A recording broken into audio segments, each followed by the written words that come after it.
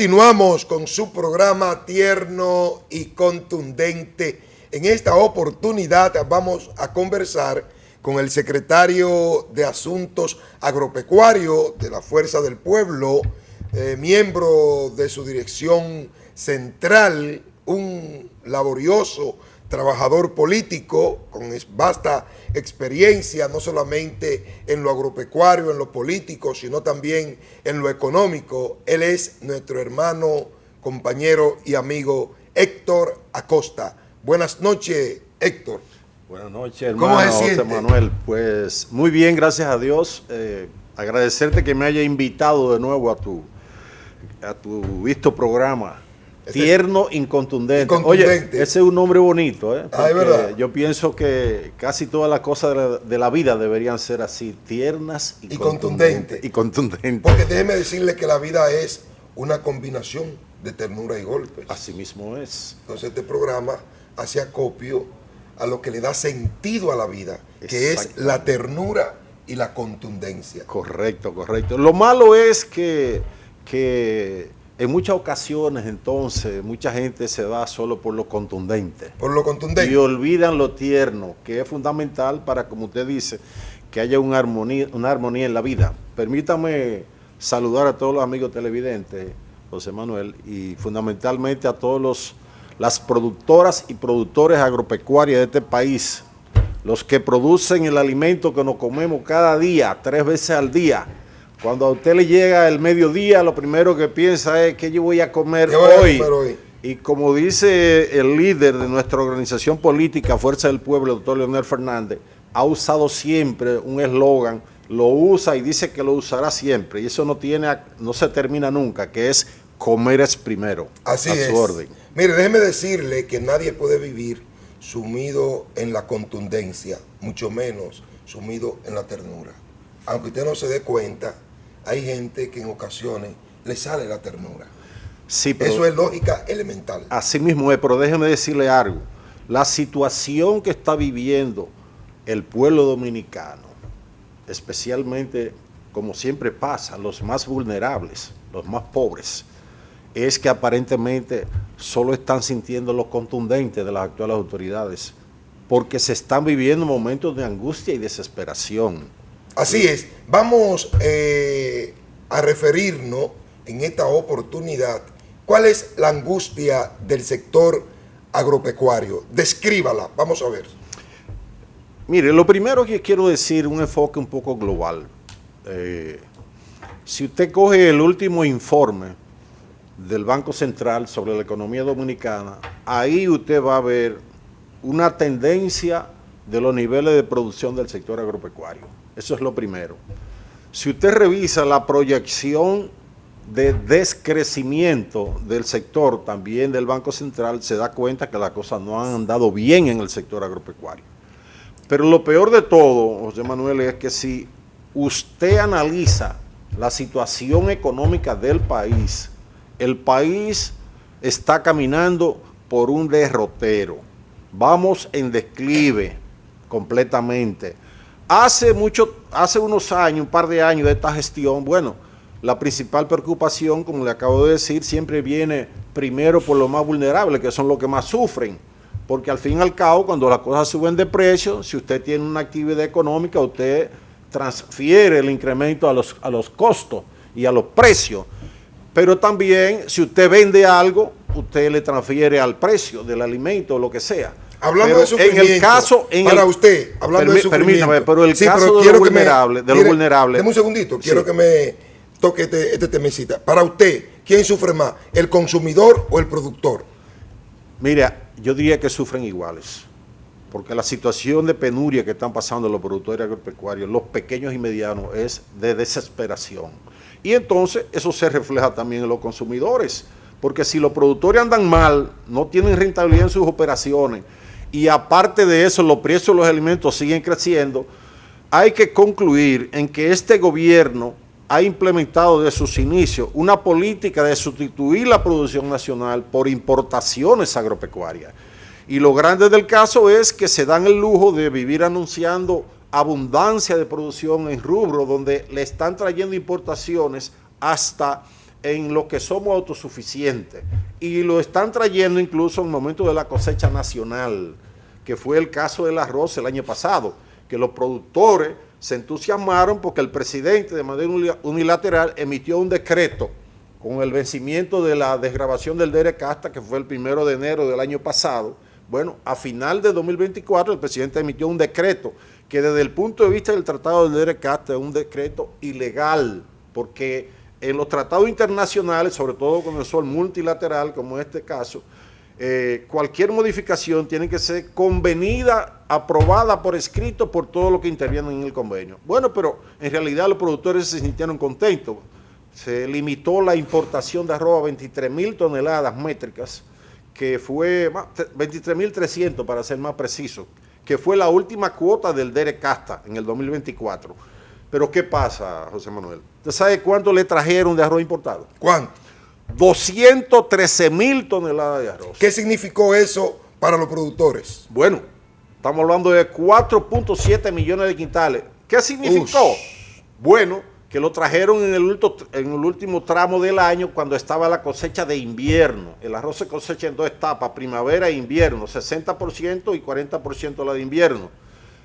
Los productores no pudieron entregar el arroz a la factoría. Muchos productores pequeños perdieron su arroz, se tuvieron que devolver de la factoría con el arroz y botarlo en su finca. ¿Cómo? Oiga, espérese. Y vieron, devolverse con el arroz y botarlo en su finca. Así mismo explíqueme ese viacrucis. Bueno, yo le puedo traer en un próximo programa video de lo que ocurrió en esa circunstancia. Fíjese una cosa, pero usted sabe lo peor de todo, que esos pequeños productores que quebraron, la mayoría. Quebraron, están quebrados. Oiga, vieron pasar patanas y patanas cargados de arroz importado frente a su finca. Ay, mi madre. Mire cuál es el proceso. La gente dice, bueno, pero ¿y por qué si hubo esa abundancia de arroz, en vez de botarlo, no se lo vendieron barato a la gente? O el gobierno no lo compró. O el gobierno. Pero, ¿qué pasó? ¿Por qué? Pero oiga, ¿qué es lo que pasa? Todo tiene un proceso. El arroz tiene un proceso que es simple, pero hay que cumplirlo. El arroz cuando se cosecha, otra cosa, el arroz cuando se madura, usted tiene que cosecharlo. Si no lo cosecha, cae al suelo, repolla y se pudre. Bueno, el arroz usted lo cosecha y a los 3 días o antes, ya ese arroz tiene que estar en la factoría, en un proceso de secado y luego de almacenado durante un tiempo, 1, 2 o 3 meses, para luego poder molerlo, pilarlo, como se llama. Eso, mire, los sacos se lo entregan a la factoría a los productores y no le entregaban sacos a los productores, no le podían entregar porque no culpa de las factorías, sino que los canales de comercialización del arroz estaban inundados de arroz importado. Entonces, las factorías vieron disminuir sustancialmente el envío de su producción a los canales de distribución. ¿Y ese arroz importado tiene más calidad que el que se produce aquí en República Dominicana? Porque a veces usted importa un producto y usted no sabe qué es lo que está importando. Si es un arroz chino, fabricado, de mala calidad. Hábleme de esas importaciones. Mire, hace muchos años, más de 2 décadas, donde el arroz importado era de mejor calidad que el dominicano, y entonces eso provocaba que había un gran incentivo de comprar arroz importado. Eso ha ido cambiando con el desarrollo de la tecnología, desarrollo de nuevas variedades en el país, y ahora mismo el arroz dominicano tiene mejor calidad, cocina mejor que el arroz importado. Tanto es así, José Manuel, que para que el arroz importado se pueda vender en el país, la Liga de Arroz con Dominicano solamente admite un 15% a 20% de arroz importado, si no la gente no lo quiere. Oiga bien, de manera que eso es por mencionarle un renglón. Ahora, yo le empezaba diciéndole a usted, gracias, que la situación del país va mal y que los pobres son los que más sufren, la preocupación de los... Pero de los últimos 3 o 4 años era de los pobres. Ahora hay una alta preocupación de todos los sectores económicos del país, incluyendo los grandes empresarios. ¿Por qué? Espérese, antes de caer a esa parte económica, yo quiero que usted me explique si no hay una comisión mixta de agropecuario con el gobierno que dicen, por ejemplo, aquí se consume tanta cantidad de arroz y de esa cantidad de arroz se van a producir tanta entonces vamos a importar tanta. O sea, no se sienta esa comisión que está pasando, es que esa comisión se la llevó el viento, no existe o no escuchan a los productores. Hábleme de eso. José Manuel, mire, el que está en la parte agropecuaria conoce todos esos detalles.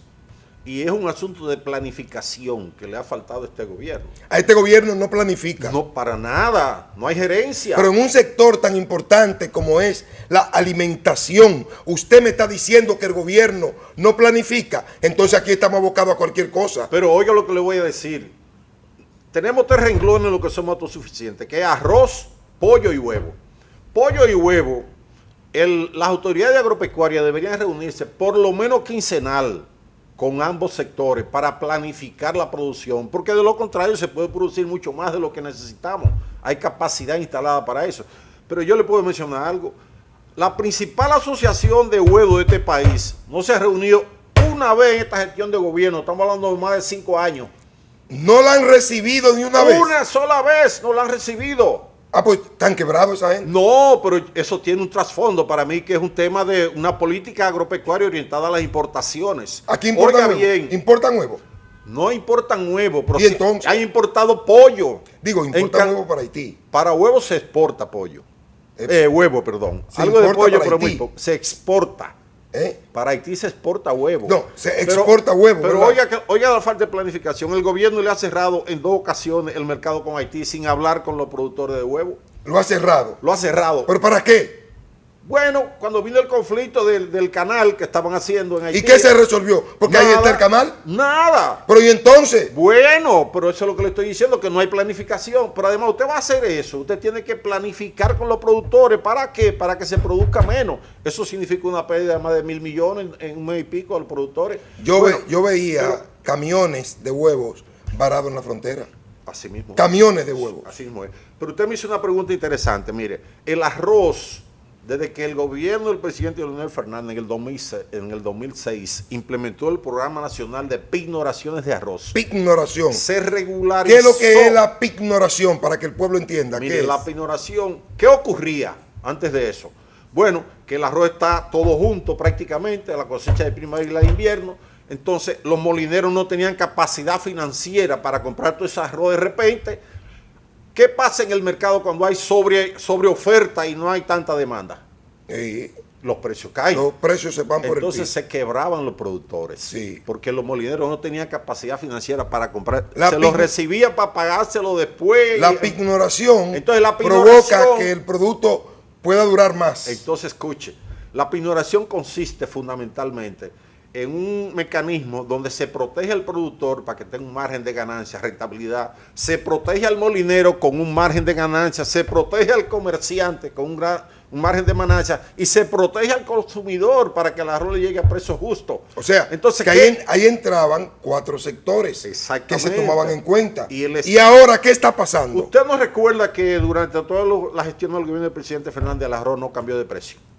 Se mantuvo. Se mantuvo, sí, totalmente estable. Entonces, ¿qué pasa? Mire, la pignoración consiste en lo siguiente.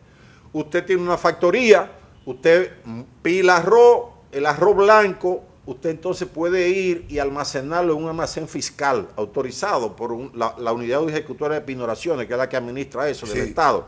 Entonces, por ese arroz que lleva una serie de requisitos de calidad, un certificado de calidad, en fin, un seguro. Bueno, entonces con esa mercancía almacenada o pignorada, el Estado permite que se tomen préstamos en el Banco de Reserva, en los bancos privados, etcétera, a ese molinero y cubre el 85% de los intereses que ese préstamo genera. ¿Y ahora qué pasa con eso? Bueno, la pignoración funciona, y eso funciona, oiga lo que voy a decir, todo ese mecanismo es a través de la Comisión Nacional Arrocera, pero ahora mismo estamos viviendo una etapa donde se ha perdido la institucionalidad del país. Oh, Dios Nosotros tenemos que luchar para que retorne al país un partido, un presidente que pueda retomar lo que hizo en el pasado, que fue que modernizó este país y lo institucionalizó